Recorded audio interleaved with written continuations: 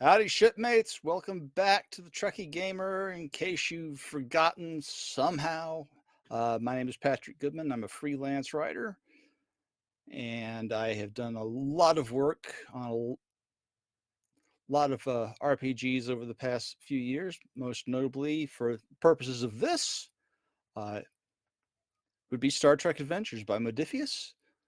Uh, Today's going to be something a little different. Usually, when I talk to somebody on this show, it's somebody from my industry, but we're doing kind of a lateral shift today. Uh, my guest tonight is not only a gamer, but she is also a scientist, an educator. Uh,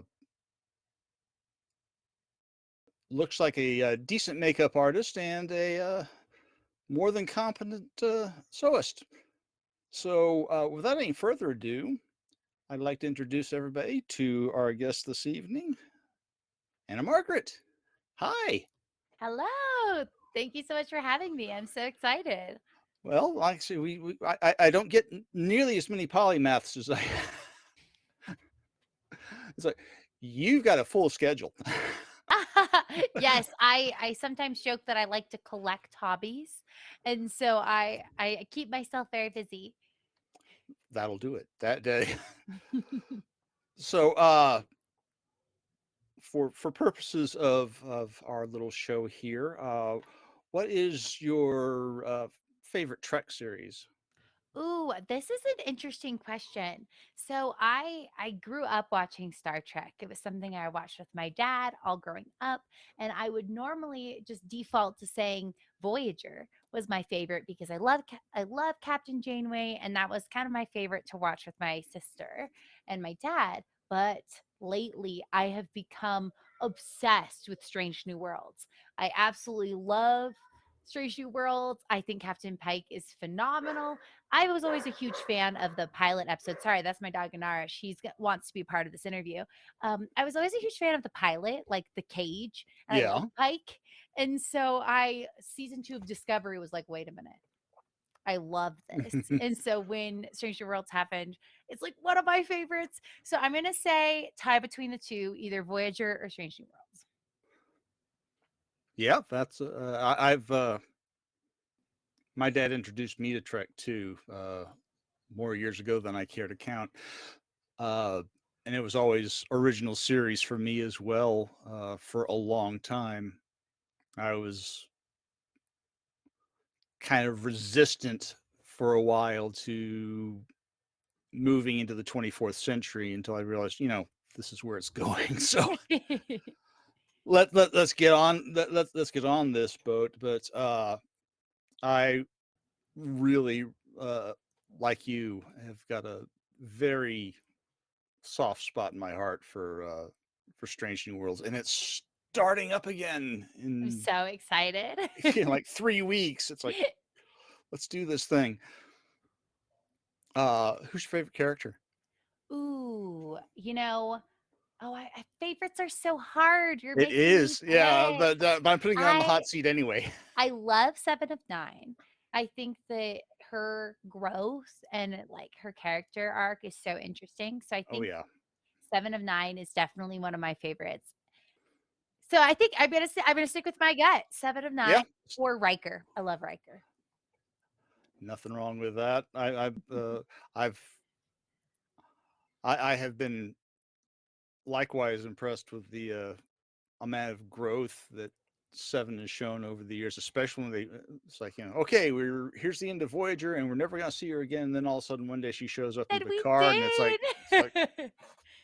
it's like, oh, nice to see you.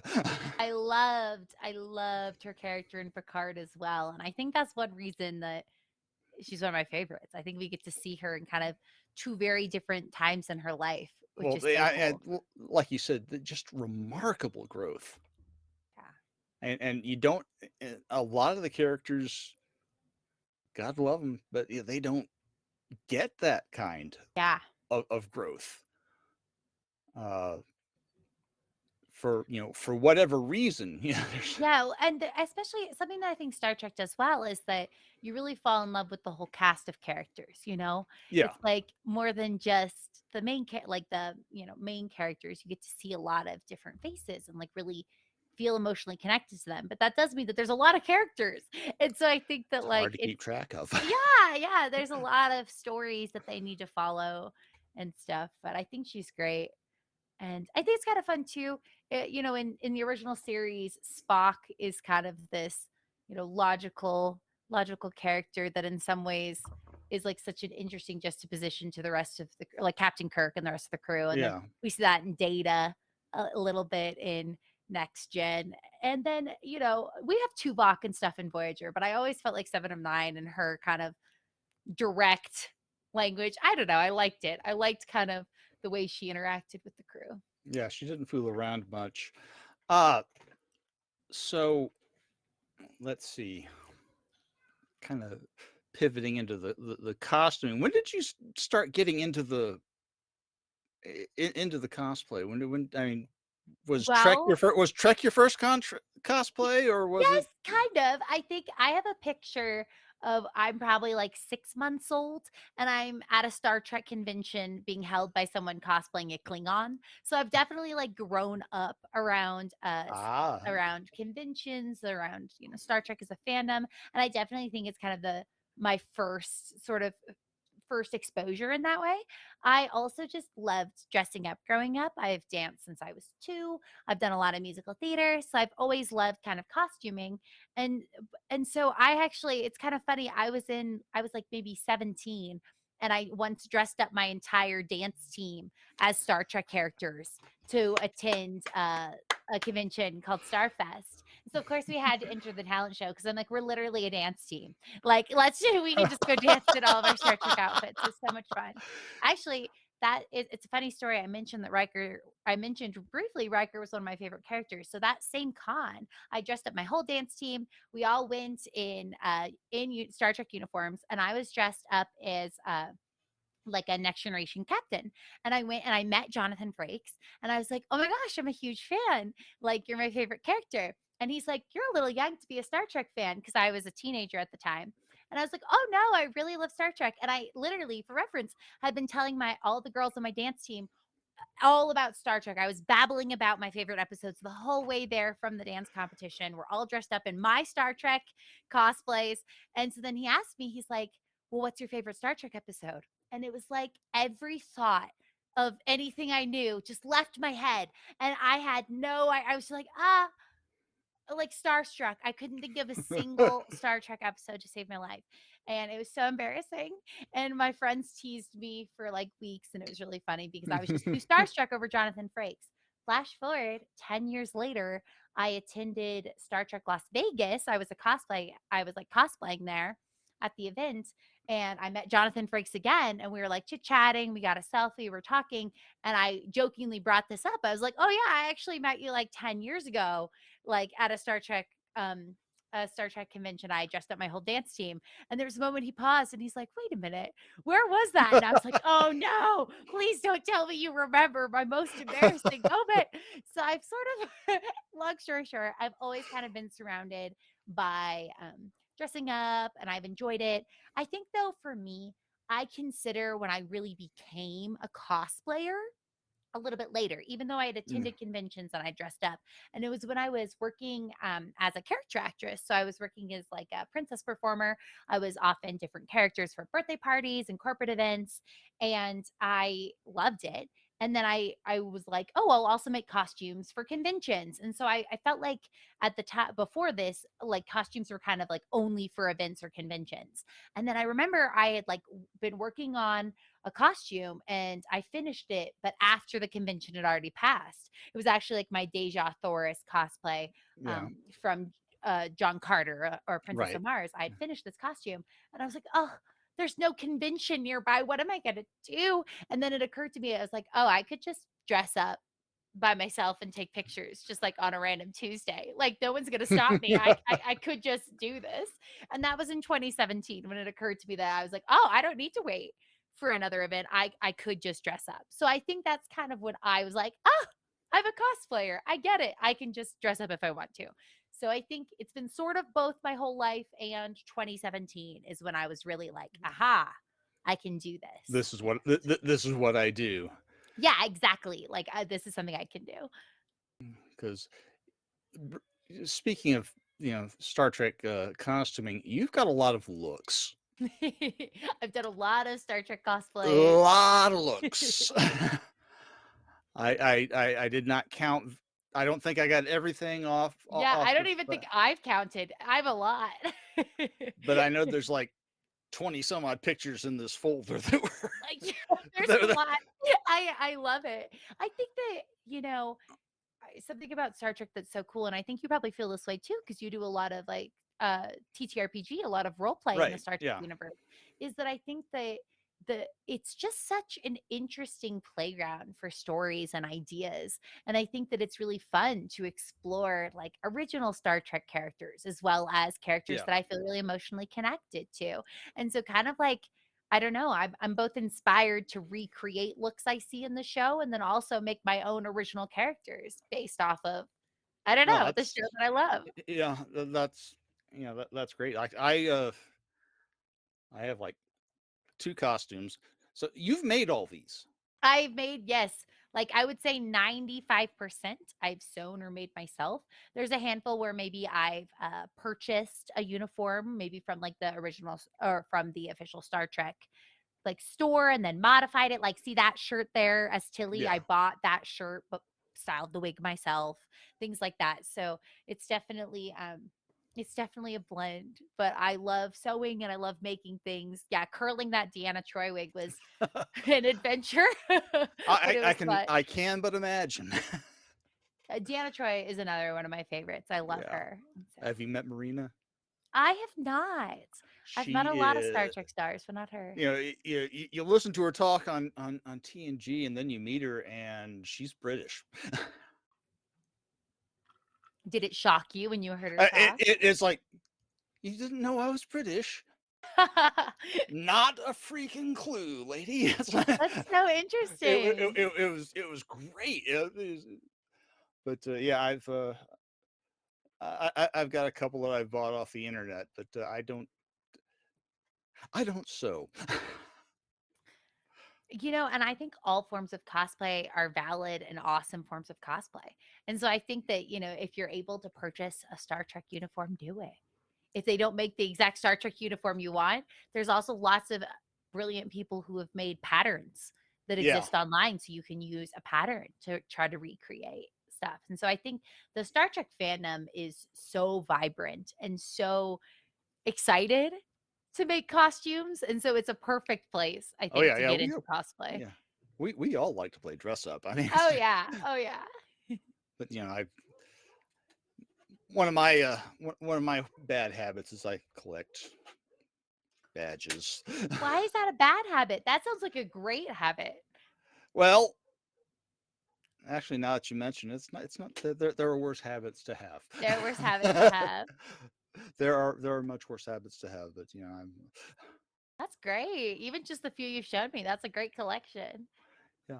But so is this something you do pretty much full time now, or do you still teach? Oh, that's a great question. So, I have been a full-time content creator. So, I opened my own business. And so, I've been a full-time content creator now for the past almost 4 years. Oh And wow. so, I am no longer in the classroom. But I do think that since a lot of my content is kind of like edutainment or has like a lot of science woven into what I'm doing, I still feel like sometimes I end up teaching. But no. Yeah. That's one thing. That's one of the things that I have long kind of followed you on Facebook, especially a year or two ago. I guess you were doing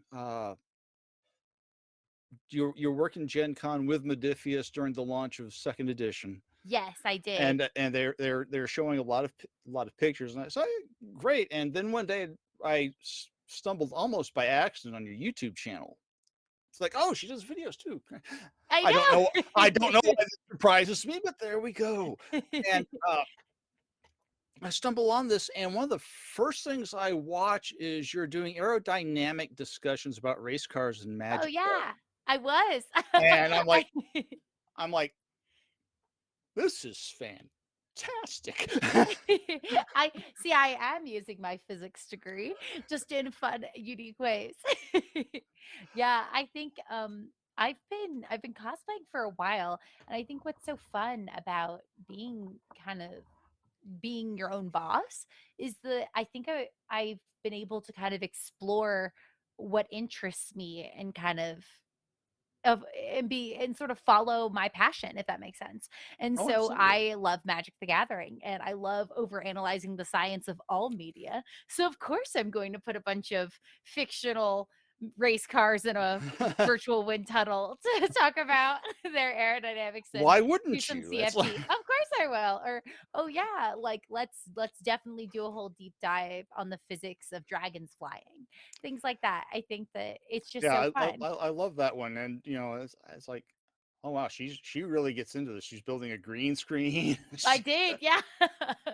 I will say the people at Home Depot were like, "Oh, what are you doing?" When as my cart's, like, filled with all these random things. I'm like, "Ah, I'm working on a It's like this. YouTube video." It's a it's about dragons and I know. You have to decide how much am I willing to talk about this to a stranger and yeah. how interested are they really? But I Yeah. think it's so fun. And so I think that you know, some people think that like science is so different than, creative projects. And I don't really think so. I think to me it's all felt very blended. I'm lucky. I'm a third generation physicist.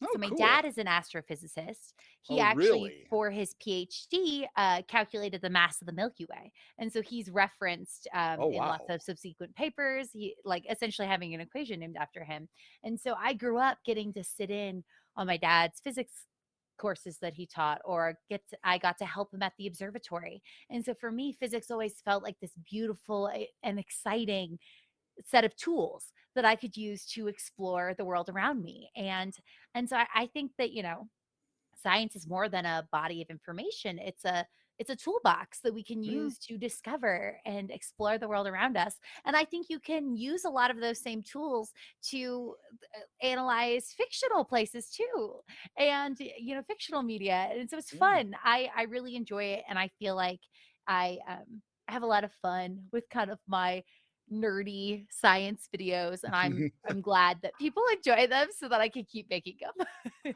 Oh, that answers, one of my other questions. Well, so what got you into physics? But, you literally Oh, grew I up got around it, so it. Yeah, no, I definitely my dad, he was inspired by his uncle, and so he became a physicist, and then I also became a physicist.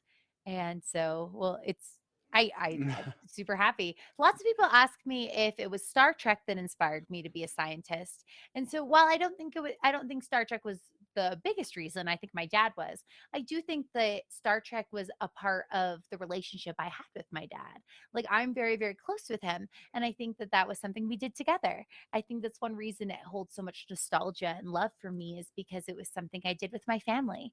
Like, we yeah. had nights where we'd make popcorn, eat snacks, and watch episodes of Voyager together or watch the movies. I still remember sitting with my mom, my dad, and my older sister as we were watching The Journey Home. And I was like, oh my gosh, are they going to save Yeah. the whales? Like, I was so invested.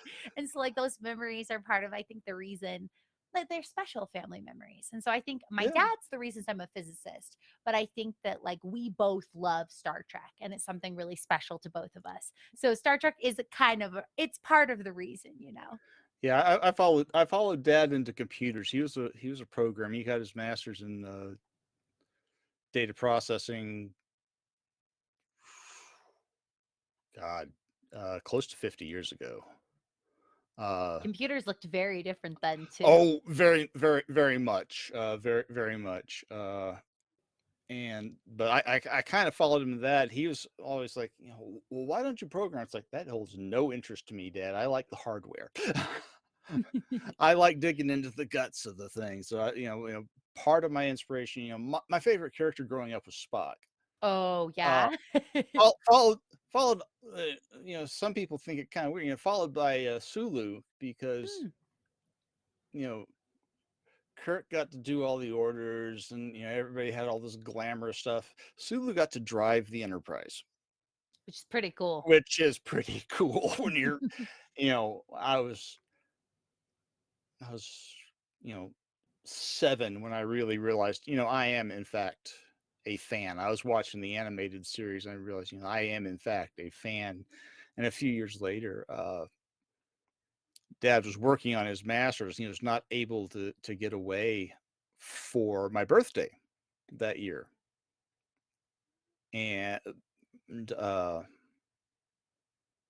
so he's down in College Station, and he sends me a package, which is the original Franz Joseph technical manual, Oh, which woke up my inner Scotty, and I was a Trekkie from that point on. So I got that from Dad. I didn't quite follow him the way you followed yours, but no, but it sounds very similar. And I think that like it is so cool to hear how many people, enjoy Star Trek with their family and together. And I think that's really special. That's one reason I love Prodigy, Star Trek Prodigy so much is because I think it's such a good entry point for so many new Trekkies it's a discovering the great Star show. Trek universe. Oh, it's phenomenal. And I was so happy with like Catherine Janeway and just everything. It's It's like, phenomenal. well, they put a lot of work into that show, and I was so very happy with that. Um, and my ADHD just, That's okay. I've got it too. You're good. I it's know like I'm getting us distracted talking about Star Trek I Prodigy, had, oh which is yeah, well, I had, phenomenal. I had I had a question, and it, it'll come back to me, but I was very impressed they were able because when they started announcing like all these new shows a few years ago, Discovery and Lower Decks, Prodigy was the lowest thing on my list because just the way they describe, just the the one or two Immediately sentence draw you elevator pitch, the 1-2 sentence elevator pitch was like uh you know teenagers on a stolen starship. It's like I have, so I'll see how they do this. And the first couple of episodes, it was still a little rough, but then all of a sudden it's like, oh, I see what they're doing here. in. It was perfect. I see what they are doing here. Long about like I say, the second or third episode when they really start showing, okay, this is a transporter. I loved it. I felt like This is a transporter, and we're going to beam this gooey guy and let I him just spread himself yeah. all over the hull. And it's It was so good. And I think that like oh, I loved seeing the hologram Janeway mentor these kind of like cadets through yeah, understanding what it means to be Starfleet. And yeah, I felt like at its core, it just like embodied, this vision so well. I remember I was doing I think I was doing like a makeup look for like a sponsored post. And so I was like, oh, I'll just throw this on in the background as I'm putting on like this body paint. And I remember I put it on and then I got so sucked into the show. I was like 3 episodes in and I'm not done with the body paint look. And I was like, I have to turn this off. I can't focus. yeah, I need to yeah, I need to actually get ready. But it was I was surprised too. I think that like I was a huge fan of like the Star Wars Clone Wars when I was yeah, younger. And this, in some way, kind of felt like the Star Trek version of that, where we got to see a little deeper into other people in the Star Trek yeah. universe. Something other than Fleet, but Starfleet adjacent. Yes, exactly. Yes. And it's just like, but you suddenly realize, oh, I see what they're doing.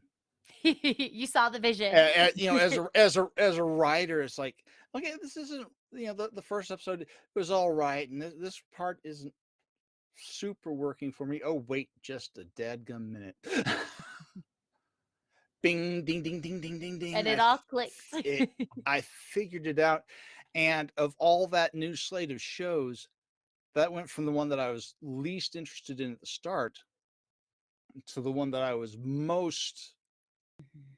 uh, fervent about, Yeah. followed closely by Lower Decks, because that was just a love song to everybody. That was the one that surprised me the most, because I guess I just haven't really interacted with as much comedy. Like, it's not that I don't like it, I just hadn't really seen a show like Lower Decks before, and so I didn't really know what to expect, and so that one is one I wasn't sure about.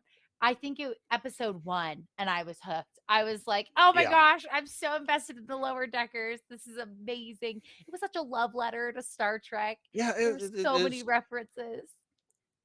Oh yeah, I felt sorry. Have you ever watched Trek Culture? I've se is I don't know if I have. I've seen the documentary Trekkies, but Okay, I'm not sure I've seen Trek there's a Culture. YouTube channel called Trek Culture, and they do, you know, ups and downs for every episode of the shows, and they have a section they called cetacean observations,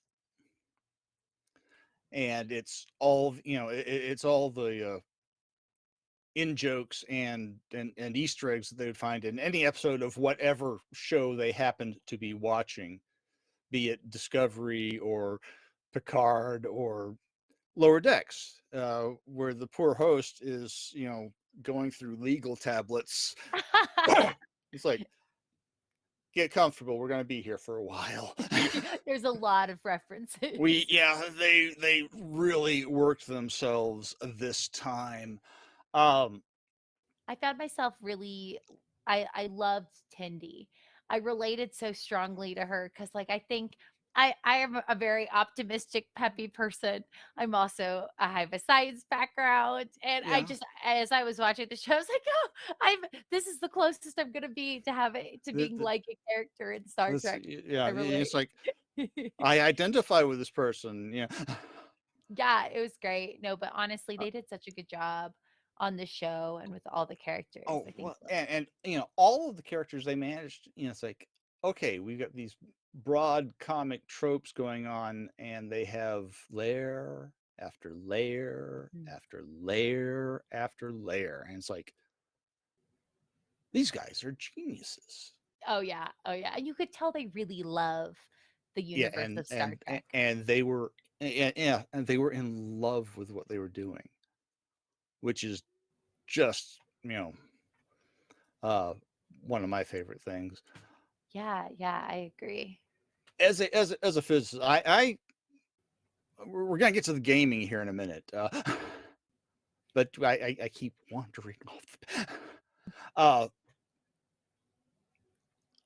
I do a lot. I've been doing some solo role playing with the Captain's Log version of Star Trek Adventures, and I've been playing some of the 32nd Century ships from Discovery. Ooh. As a physicist, what is your opinion of detached nacelles? I think you have to well, actually, I'm going to take this a little bit of a philosophical route. I actually am usually okay even if there's incorrect science, as long as the universe feels consistent with itself and they do a good job of making you buy in that this is how the universe works. I mean, Right, like, a big thing with Star Trek is dilithium crystals. Like, that's fictitious. Dilithium doesn't feel doesn't form crystals. Like, even from like this foundation, we have something that's so different than what we know, but at the same time, it's close enough to our understanding of chemistry that if you squint a little, you're like, okay, yeah, I can buy it. Like, I'm okay with this. And same thing with the warp drive. Like, we know the speed of light's kind of like the cosmic speed limit. And right, we have this. And so and that we don't know of a way that we could travel faster than the speed of light. But warp technology, you're technically not traveling faster than the speed of light. You're like bending the space time yeah, around you in this little bubble. And if I look at it closely, it's kind of close to some of the predictions we have as of wormholes. And like, we could kind of be like, okay, yeah, actually, warp technology, I buy it. And so it's kind of the same thing for me. Like with the Discovery, when they introduced the spore drive, I was like, okay, Yeah. Yeah. It might not be perfect, but, like, we're Yeah. consistent with ourselves for the most part. Yeah. I could buy into the universe, and so, honestly, I think Star Trek's one of the most fun shows to overanalyze as a physicist because they do a pretty good job, and the times that they don't, it's fun to think about and analyze and be like, "How could it work?" So, oh, in general, yeah, there's a lot of issues, but is it fun and interesting, and do I like thinking about it? Yeah. Yes. I had some issues with the first season of Discovery, not so much because of like the spore drive or anything like that, or even The Mirror uh, Universe. I Spoilers? actually look if you're getting spoiled by us talking about a nearly 10-year-old show, uh, That's on you. yeah, I've run out of sympathy for. I was on the same tangent. I was when the Arrowverse was a thing. I got to talking with some friends online about how uh, uh, Quentin Drake, the police detective in Arrow, who was an alcoholic, and I was really impressed that they were dealing with his issues on the show. And someone's, and that was something that goes back in Green Arrow comics. By this point, 45 years, easy. And they're going, "Oh, gee, thanks for the spoiler warning." It's like we haven't gotten that far. It's like, am I really spoiling something that's been out there for decades? Sometimes, though, I feel like there's people who can dodge spoilers. Like, I've had those moments where, like, I've watched a really old movie and I've somehow missed all the spoilers, and I'm like, "How did I get here?" So some people have that talent, but I do think that there's a point where if you wanted to be surprised, you maybe should avoid conversations about I don't know, Everything. everything. It's getting to that point. But I liked what they did. It was about the time they got to the mirror universe in Discovery that I started going, okay, because I loved it. the I think the first Mirror half, Universe is yeah, so cool. the first half of the first season of Disco, it was hard for me to take because they were trying so many new things and a lot of it did not feel. Yeah, and and I will come out and admit I was being in one of these old grognards who just was having trouble accepting change for a while. I think change can be hard. And I think Discovery had a really different tone. It took me a few episodes to really get into Discovery too. And I think it's because I went in with expectations that were very different. And I think that, like, for me, it was really interesting because Discovery was the first Star Trek show that I had the opportunity to watch live. Because of watching Star Trek with my dad, Yeah, I'd never watched, Voyager, Next Gen, even Enterprise or Deep Space Nine. I didn't watch any of them live. I watched them all, but I watched them, after they'd already aired. And so Discovery was the first time I really got to engage with yeah, Star Trek as it came out. And so I remember I got the like trial of Paramount Plus and I watched the first two episodes and I remember finishing it and being just like, oh, like, what just happened? What yeah, happened to yeah, Michael Burnham? What happened? And then I think I ended up waiting like a week or two, and then I saw people online engaging with some of like the next episode in the series, and I was like, okay, wait, actually, I want to be a part of this conversation. I want to know what's going on. So I went back and I restarted it, and I think that I'm so glad I did because in like giving myself a chance to breathe and then coming back and watching it, I was able to be like, okay, I'm going in not with the expectation that I'm seeing another Voyager, but I can approach this show for what it is, which is like an interesting story. And so I think that like in doing that, I was able to kind of give it more of a fresh slate. And I loved Lorca. I thought Captain Lorca was just I thought that was interesting. I was I thought that so was a into it. fantastic I love after the that. fact. I thought it was After fantastic. I thought it was great. Well, and you then know, also going back, because I then forced people to watch it with me after I saw it. I was like, oh my God, it's actually really good. We have to go back and watch all of Discovery. And so, in making my friends watch it, going back and seeing how many hints and clues there Oh were, yeah. that there was more than meets the eye, it was phenomenal. I thought I really actually liked the twist in season one, and then I loved season two of Discovery. Yeah, And I I think, love I did because let's see, I just had to kind of it took a long time, and I would get as far as probably the Harry Mudd time travel episode.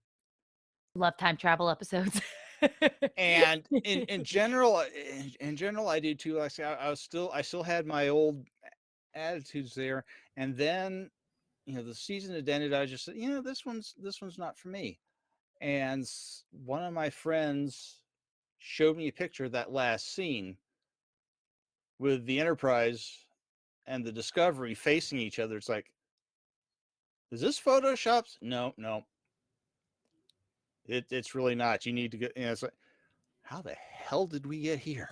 I love it. It's so good. So I went back from the beginning. I made myself go Mhm. through everything, and it was like I said, it was just after it was after the Harry Mudd time travel episode, which has grown on me uh, over the years. But you start getting into Stamets and his new attitude Mhm. after he gives himself the his upgrades, and it's like, oh, okay, all right, I'm kind of digging this, and then it's like, and like you said, months later, looking back, going over everything, is like, oh, they've been planting this from the very freaking Yes. beginning. It's like, damn, this is good.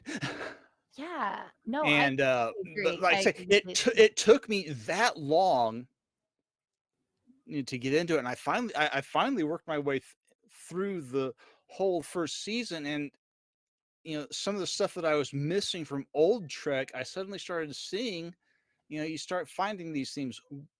What does it mean to be human? Yeah. What Yeah. does it mean to be Klingon? What does it mean to be Starfleet? And I think they really explored that last question. Was it, what does it mean to be Starfleet, when they stopped, Discovery stopped being a prequel and time jumped into the future. Yeah, I felt like I felt like they really grappled with some of those themes of, what does it mean to be Starfleet? Why would you want to have Starfleet? And yeah. I think that, like, I think that Discovery is truly phenomenal. And I think one of my favorite memories, Star Trek related memories, is I got to attend the season 5 premiere of Star Oh, Trek Discovery in New York, and it was phenomenal, and it was so cool to see so many, like, fellow fans, to watch the first 2 episodes in the theater, and it was really special. yeah. Nice. I really feel like it came into its own. I mean, I know a lot of people dislike the time jump. I thought it was one of the best things from a storytelling standpoint that they could have done. Uh, I mean, mostly because of those themes. Mhm. What is Starfleet at its heart? You go back to Pike. Starfleet's a promise. Yeah. I give my life for you. You give your life for me. Nobody gets left behind. And the fact that they had to teach Starfleet what Starfleet is, uh, I found that I found that very intriguing as a writer. I'm like, oh, okay, I can get into this. Yeah, the ships are weird. Because I also I think, love some of them, but some of the ships. yeah, maybe, but I also think, like, if you look back, like, all of the Star Trek ships are a little bit crazy. I think, like, look at the corridors from the original series. You can't tell me that they wouldn't also make them over the top extra if they had had the technology to Oh make them over the top extra, because they totally would have. if they had the if Roddenberry had had the budget in the '60s, it would have been a very different thing. What'd you think of the crossover episode with Lower Decks and Strange New Worlds? One of the very best episodes of Star Trek ever. It was so good. And I then was like, what are they gonna do with this? And then they started doing it. It's like, oh my gosh. oh, this is incredible. It was so good. It was so good. And uh, again, it was both hilarious and also really thought provoking.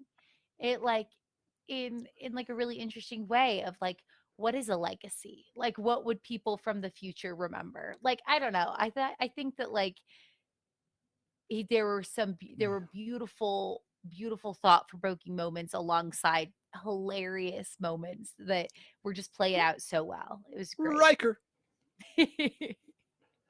The fact that Jack Quaid had the gumption to do that in front of Jonathan Frakes.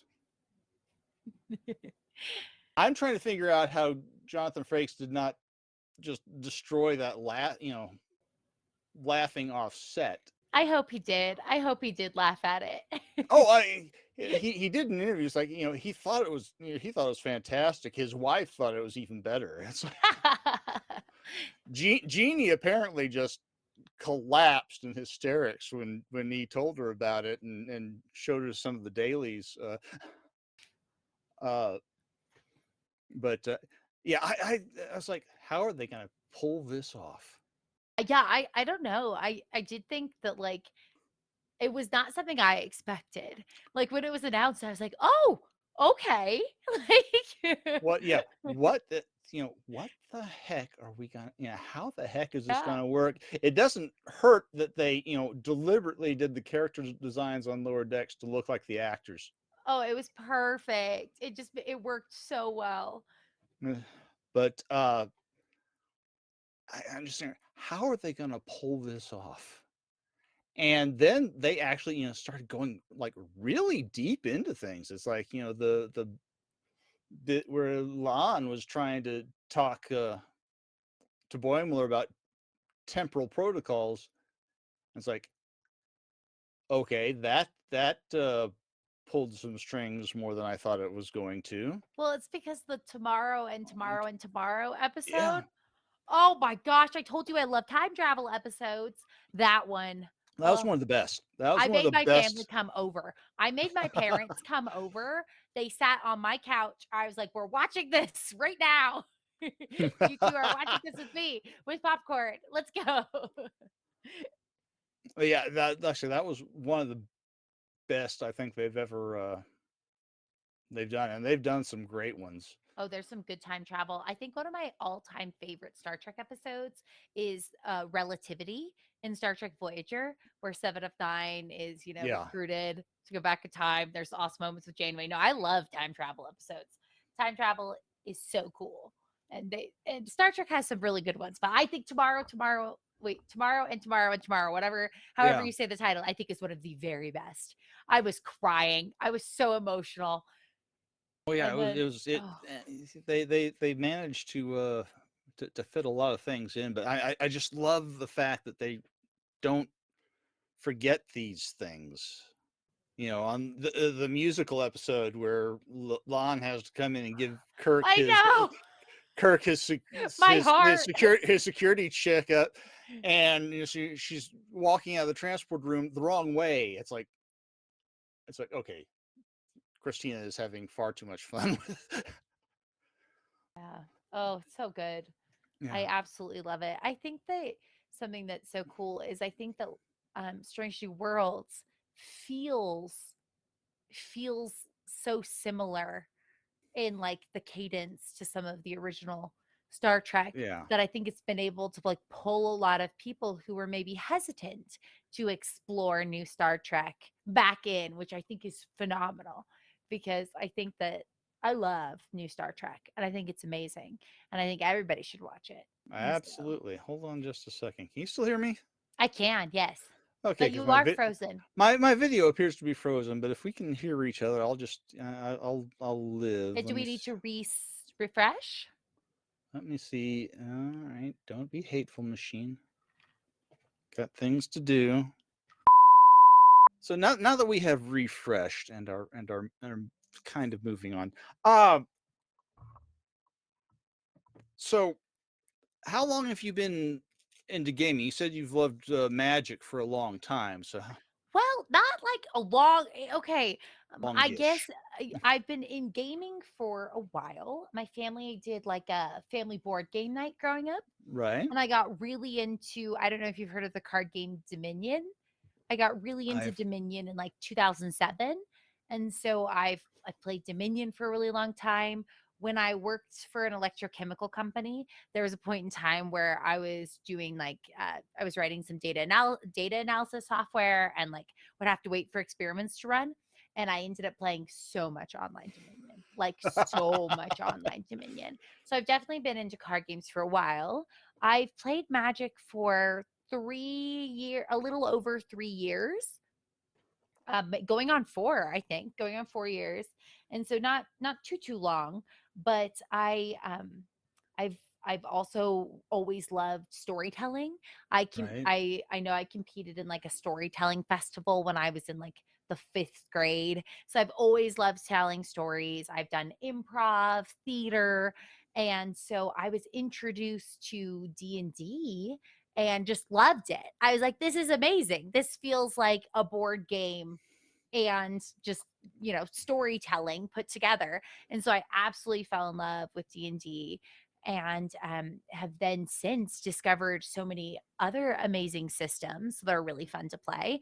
I play in a Savage Worlds campaign every other week. Cool. I've loved exploring Modifius's system, the kind of 2D20 system, so Okay. fun. I've also done a lot of indie games like Heart and I have so much fun. I love TTRPGs, and it sounds like you do too, and you even write for Oh, them, right? I have been. I my first role playing game was in 1980. Oh my gosh, it's been a minute. It's been a minute, yeah. Hmm. And yeah, I've written. I did a lot of writing for Shadowrun years and years ago, and finally had to kind of get out of that. It was not. It's a very I still love the world, but it's a very dark gaming world. Mm. It's kind of this post-apocalyptic cyberpunk dystopian future. Not only do you have megacorps, but you have dragons and Love magic and dragons. oh, I'm a big fan personally, but the world itself got very very dark and it's starting to affect my mental health. So I wound up retiring from that about that time. Modifius had put out a call for writers, and I had been playing Star Trek role playing games since '83. Uh, and I had a bunch of stuff on the web, but I had never, I'd been published a lot, but I'd never been published with Star Trek. And I sent them off, all my Star Trek stuff, my fan stuff. I said, well, have you ever been published? It's like, oh, well, yeah, here's my CV. I thought you were after Star Trek stuff because hey, this is completely different. And but yeah, I've written a lot of different things for STA, and I'm not as much as I'd like, but I'm very proud of my association with the game. Uh, Brief sidetrack. You mentioned you had done a Deja Thoris costume. I have. You know that Modifius has a John Carter I RPG, know. don't I you? have it.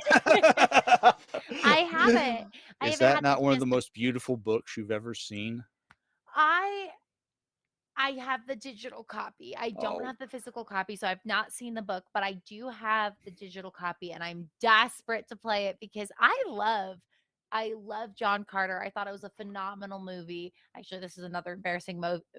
I'm just sharing all my embarrassing stories with you, but I think that I think it's one of the best sci-fi movies. And I it think that was the it trailer was did great. it dirty. I felt like the trailer wasn't reflective of the movie. The marketing was Okay. terrible. So this is one of my soapboxes.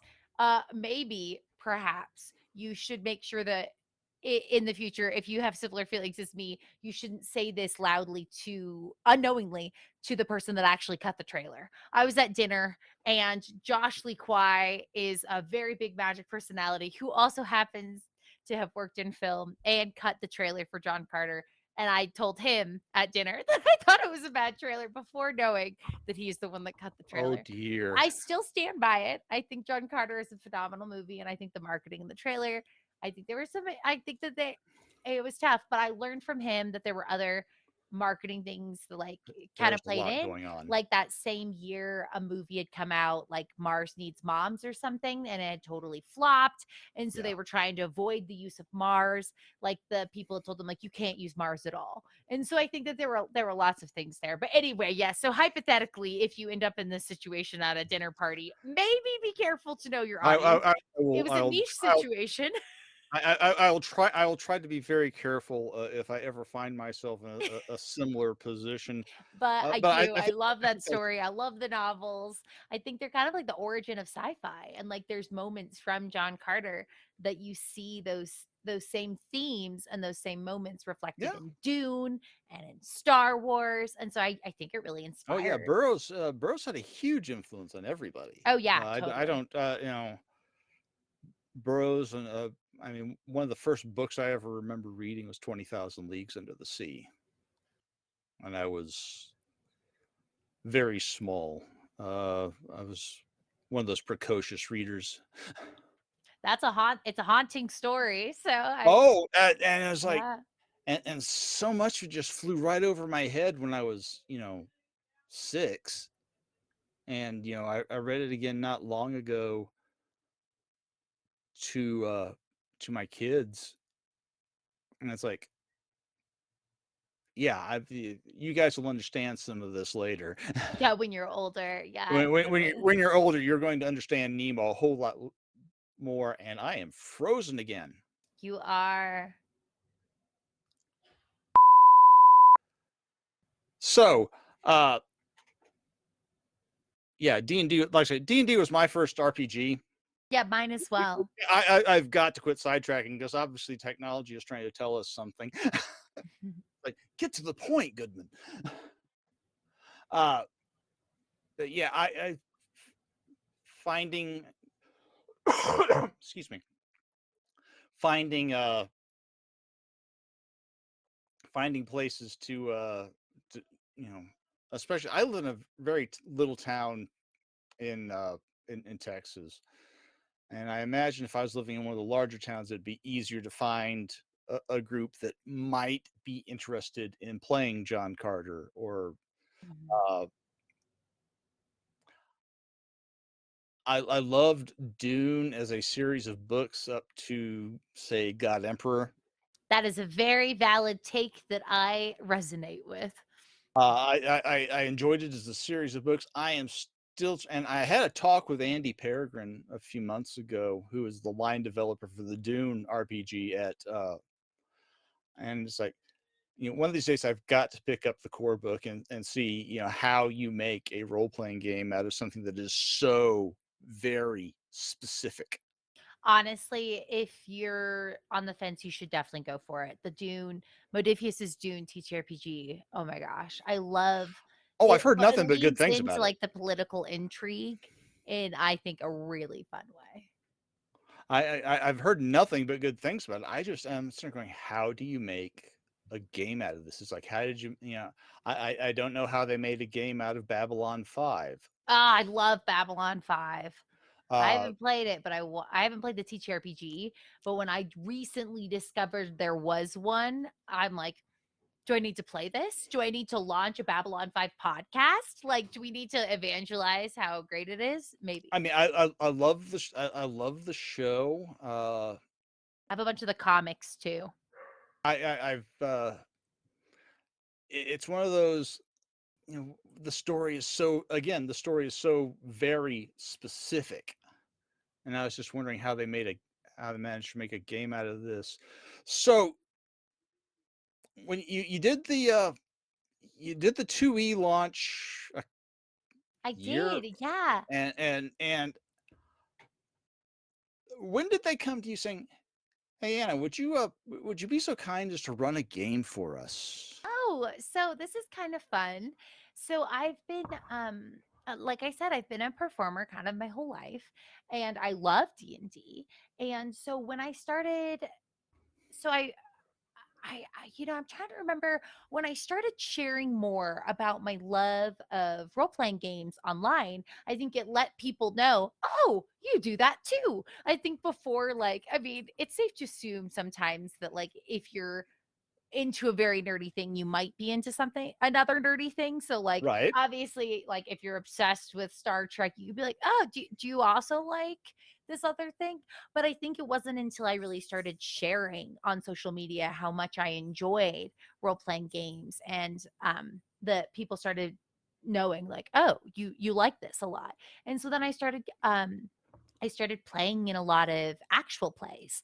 And so there were games that people either hosted online Yeah. or on stage where it would be kind of basically like performing D&D or like performing D&D live to an audience, or in some cases recording a game and then sharing it online. So I would guest in people's one shots or campaigns, and I started being more involved both online and in person playing, tabletop role playing games.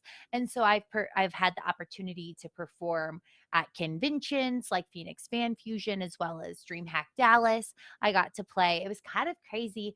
There's somebody named Brennan Lee Mulligan who's a DM that's on shows like Critical Role and Yeah. Dimension 20. And so he was the DM for this one shot, and I was one of the players.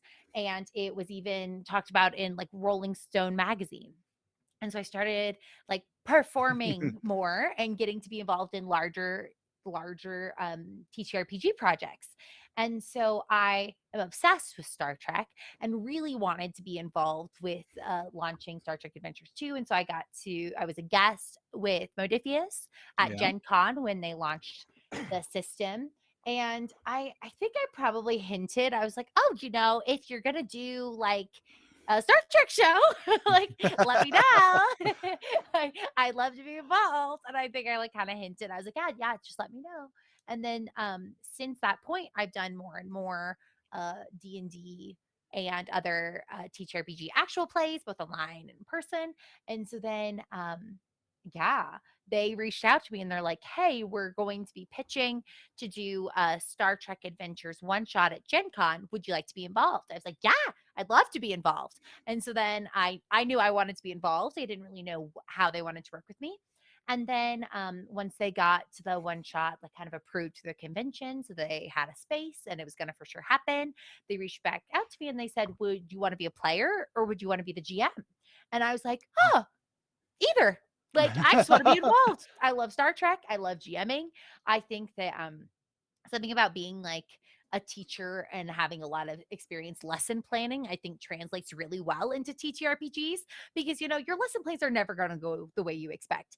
You can never Yeah. predict what your students are going to ask you, and they will always try to take you on tangents. And I feel like that's TTRPGs. You can have this beautiful story, but you never know what your players are going to do. And so I Yeah. think being able to like be flexible, think on your feet, like it feels a lot like teaching. And so I love being a GM. I love being a player. So I basically told Modifius I was super happy either way. I just wanted to be involved. And they ended up asking if I would GM. And so I'm super excited. I'm going to GM a live show for Star Trek Adventures at Gen Con.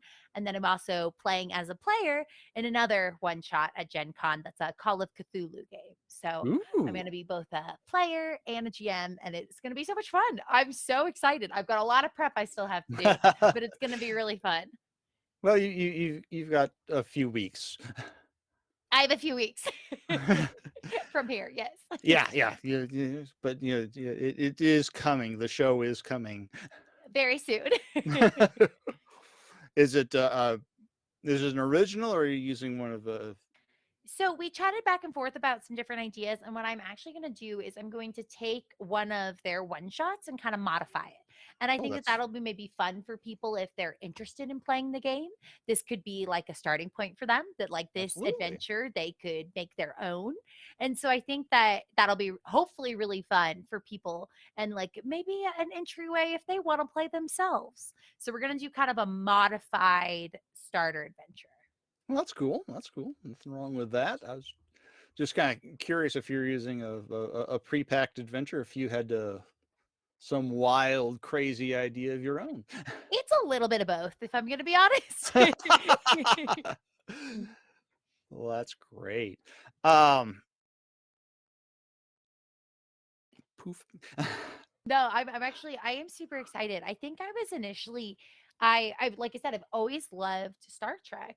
And I mean, I was the type of kid that was making like fan films with my friends in the backyard of like, Star Trek, Artemis Fowl, whatever we were into. And but I think I was initially a little bit intimidated by the Star Trek role-playing game just because when I first tried to look at it, I was still kind of new to TTRPGs and I was like, "Oh my gosh, there's a lot of things. There's a lot Yeah. of features. What do I do?" And Did you I first think try to get? Did you first try to get involved with first edition or second yes. edition? Yeah, First first edition. edition. First edition was a little. I There were say, a lot of there I am it very, felt yeah.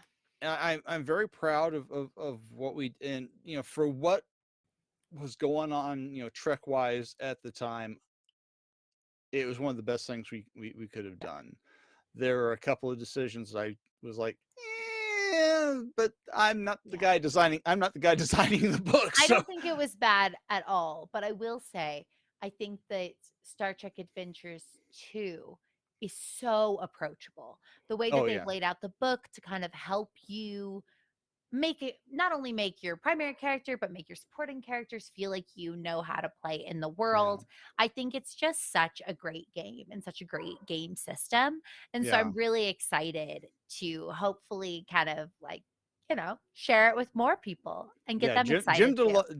Jim and the team did a lot of work to, yeah, bring all the new stuff into it wherever they could.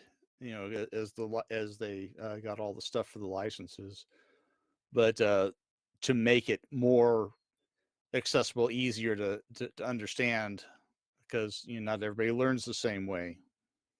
Yeah.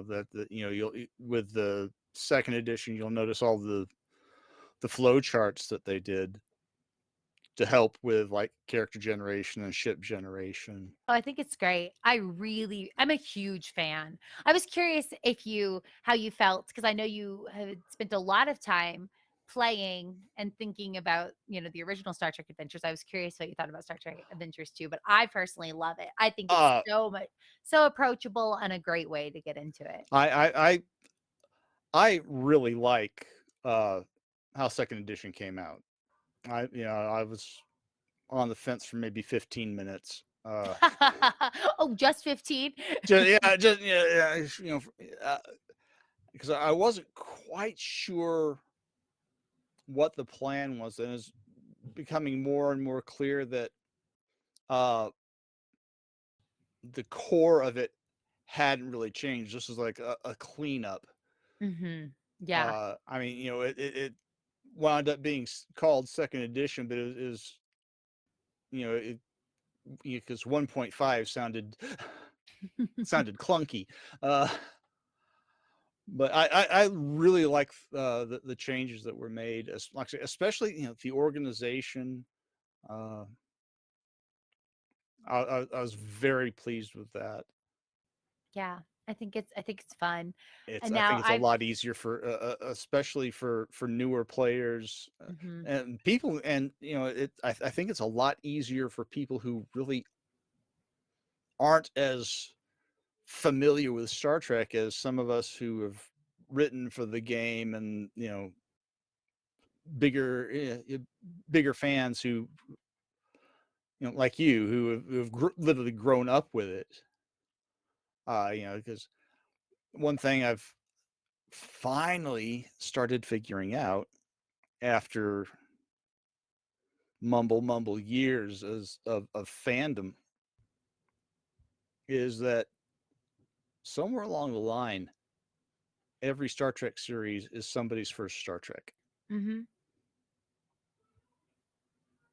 You know, somebody's, every episode out of the thousand, close to 1,000 episodes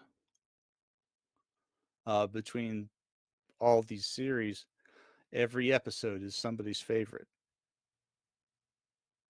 Uh, every episode is somebody's first. Somebody may, the first one I remember is Balance of Terror. Oh, Uh, I can't remember if I saw Balance of Terror before I saw Arena, but those are the two that I remember when I was 4. wow. Uh, but everybody's, every character is somebody's favorite character. Somewhere out there, there's some guy who thinks that the greatest character ever created is the guy who kind of talked backwards in the bar in Star Trek 4. Are you sure about that? Somebody out there, I'm sure, thinks that Okay. guy's. Okay, I'll take your word for it. If I think there's some characters. you would like to think that, uh, and I'm frozen up again. These are the kind of things that drove me crazy when I was working IT. Oh no. at some Yeah. at some point, I will sit down and start digging under the hood and trying to figure out why. What is going on? Yeah, I don't know. I could tell you. I'm definitely more of a software, not hardware girly. Yeah, So that's actually, just I'm not my just gonna. strength. I'll worry about it later. So I'm sure I had something else I was going to ask, but I've kept you here for like an hour and a half, and Well, no, it's been lovely. I've I really enjoyed our conversation. I have too. I'm going to. Think I'm going to bring this conversation to a close, though, just because we've been having so many technical problems, and I am growing weary of them. We'll Well, this have to sounds like do. a perfect time to pause. It'll We have will have to do this again sometime because Oh, for sure. this has been absolutely uh, one of the most fun I've had in doing this video thing in quite a long time. I think I have more fun with the interviews with people than I do with some of my solo videos. So, and thank you so much for coming on tonight. Thank you for having me. It's been lovely. Where can people find you? Oh, people can find me everywhere online at It's Anna Margaret. I actually, fun fact, copied Will Wheaton because he was It's Will Wheaton. So I'm It's Anna Margaret. And so that's where you can find me everywhere online. And like we mentioned earlier, I will be doing a one shot of the Star Trek Adventures 2 at GenCon this year. And they told me that it will be available online afterwards as well. And so you can definitely check that out if you want to see some fun Star Trek Adventures role playing. I'm also in another Star Trek Adventures one shot. It hasn't been released yet, but it will be soon for 5 GMs in a trench coat. I play both a no nonsense Vulcan and a very hyper and affectionate Andorian. So you find me everywhere. Awesome, awesome. All right. Well, like I said, it has been an absolute pleasure. Thank you so much for your time this evening. Enjoy the one shots. Be sure to bug them about that starter set so you can get Oh, yes, I'll those have dice. to. Yeah, no, I'll definitely have to. Motivates puts up beautiful dice. And Oh, thank you again for having me. I hope you have a you're wonderful rest of your evening. And to everyone at home, live long and prosper. I'll see you later. live long and prosper. Thank you so much. Good night.